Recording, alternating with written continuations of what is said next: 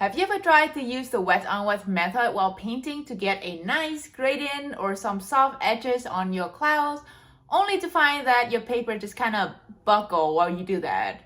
Or that the paper dry out way too fast before you can put in all the little details that you wanted to?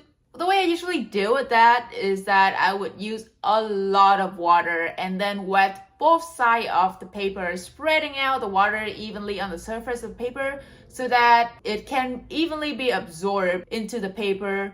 But then at that point, I was like, why not just, take the paper and dunk it into the water.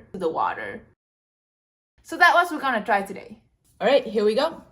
It's gonna dip this right into the water,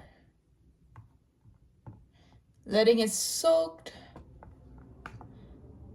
Oh, by the way, if you ever attempt this, make sure you use at least like 300 GSM watercolor paper, because if not, your paper probably just gonna degrade it and then, explode it. So make sure you use a high enough graded paper to be able to handle this amount of water. All right, so now my paper is completely soaked. Let's start painting. To change things up a little bit, instead of painting a cloudscape or any sky gradient, I'm actually gonna paint something with a lot of foliages. And I'm using the wet on wet technique to blend in all the colors in the backgrounds. As you can see here, because the paper is very wet, every colors blend in nicely with each other without creating any hard edges. The painting has kind of a hazy and fuzzy look that I really like right now.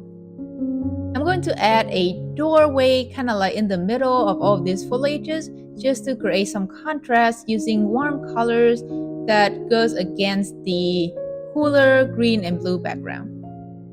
I was expecting the colors to just kind of blend into the background without any control at all because of how much water I have on the paper, but it actually very controllable. I can, make that door stay within where I want it to be.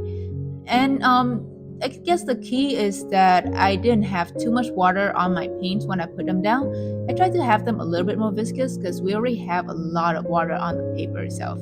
So everything is still wet and blending kind of softly with each other, but it's still very controllable.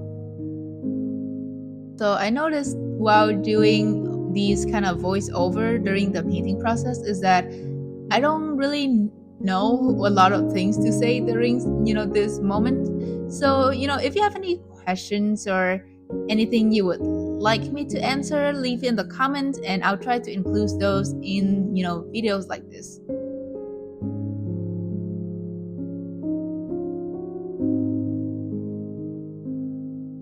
Right now I swap to a dagger brush so I can get into more of the leaves and the foliages, the flower details. By the way, this has easily become my favorite brush so far. If you would like to get the gouache or pastel color brush set, check out the link in the description. Now I'm gonna turn on some music and I hope you enjoy the painting. If you like the video, make sure to hit like, subscribe, and share this with your friends and family. It really helped with the algorithm and it helped me out a lot. So thank you so much. And other than that, I hope you enjoyed the video. I'll see you in the next one.